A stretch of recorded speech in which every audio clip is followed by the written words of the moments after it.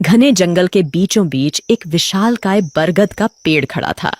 इस पेड़ की शाखाओं पर दिन भर कई प्रकार के पक्षियों का चहचहाना सुनाई देता था। जंगल के तमाम पक्षी इस बरगद पर विश्राम करने आते थे और कुछ ने तो इसे अपना स्थायी निवास बना लिया था।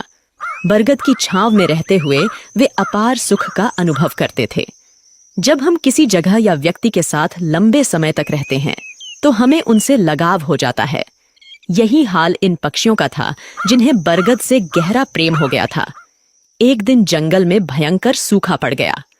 कई वर्षों से बारिश नहीं हुई थी और पेड़ पौधे सूखने लगे। बरगद भी पानी के अभाव में सूखने लगा और पक्षियों ने धीरे धीरे उसे छोड़ना शुरू कर दिया। अंततः जब बरगद पूरी तरह सूख गया और उसकी शाखाएं टूटकर गिरने लगीं, तो वहां रहने वाले सभी पक्षी दूसरे स्थानों पर चले गए। केवल एक बूढ़ा गिद्ध ही वहां रह गया।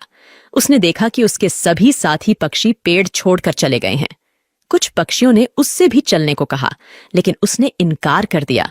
बूढ़े गिद्ध ने सोचा, मेरा जन्म इसी पेड़ पर हुआ है, मैं इसी पर बड़ा हुआ हूं।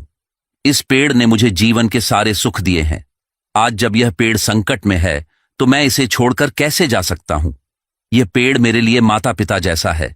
मैं इस पेड़ को छोड़कर नहीं जाऊंगा, चाहे कुछ भी हो जाए। जो लोग अपने माता पिता को बुढ़ापे में छोड़ देते हैं वे बड़े स्वार्थी होते हैं। गिद्ध ने निश्चय किया कि वह मरते दम तक इस पेड़ का साथ नहीं छोड़ेगा। समय बीतता गया और पेड़ दीमक से ग्रसित होकर और भी कमजोर हो गया, लेकिन गिद्ध फिर भी उसे नहीं छोड़ा। वह दिन में अपना भोजन ढूंढने के बाद शाम को उसी सूखे हुए पेड़ पर लौट आता था। कई दिन इसी तरह बीत गए। जो पक्षी पेड़ को छोड़कर चले गए थे, उन्होंने सोचा, गिद्ध काका अभी भी उस सूखे पेड़ पर रह रहे हैं। वे सब उसे समझाने के लिए वापस आए और उससे बोले, गिद्ध काका, यह पेड़ अब मर चुका है। इसे छोड़कर किसी सुरक्षित जगह पर चलिए। यह पेड़ कभी भी गिर सकता है और आपकी जान भी जा सकती है। लेकिन गिद्ध ने कहा, भाइयों, यह पेड़ मेरे माता पिता के समान है। मैं इसी पर बड़ा हुआ हूं और इस पेड़ ने मुझे जीवन के सारे सुख दिए हैं। मैं इसे इस कठिन समय में नहीं छोड़ सकता। यह मेरी सबसे बड़ी खुदगर्जी होगी। गिद्ध की बातें सुनकर पक्षी निराश हो गए और लौट गए। वे इंद्र के पास गए और सारी बात बताई। इंद्र ने पक्षियों की बात सुनकर गिद्ध को समझाने का निर्णय लिया। इंद्र ने गिद्ध से कहा, हे गिद्धराज, यह पेड़ अब बहुत कमजोर हो चुका है। इसकी शाखाएं गिर चुकी हैं और इस पर एक भी हरा पत्ता नहीं बचा है। अगर यह पेड़ गिर गया तो आपकी जान भी जा सकती है। इसलिए इसे छोड़कर किसी सुरक्षित जगह पर चले जाइए। हे भगवान, जब मेरा जन्म हुआ था मेरे माता पिता मुझे इसी पेड़ पर छोड़ गए थे। मैं इस पेड़ पर बड़ा हुआ हूं और इसी पर रहते रहते बूढ़ा हो गया हूं। आज जब यह पेड़ संकट में है तो मैं इसे छोड़कर कैसे जा सकता हूं। मैं मरते दम तक इस पेड़ का साथ नहीं छोड़ूंगा। इंद्र गिद्ध की निष्ठा देखकर प्रसन्न हो गए और बोले, मैं तुम्हें वरदान देना चाहता हूं। बताओ तुम्हें क्या चाहिए। हे भगवान, मुझे वरदान नहीं चाहिए।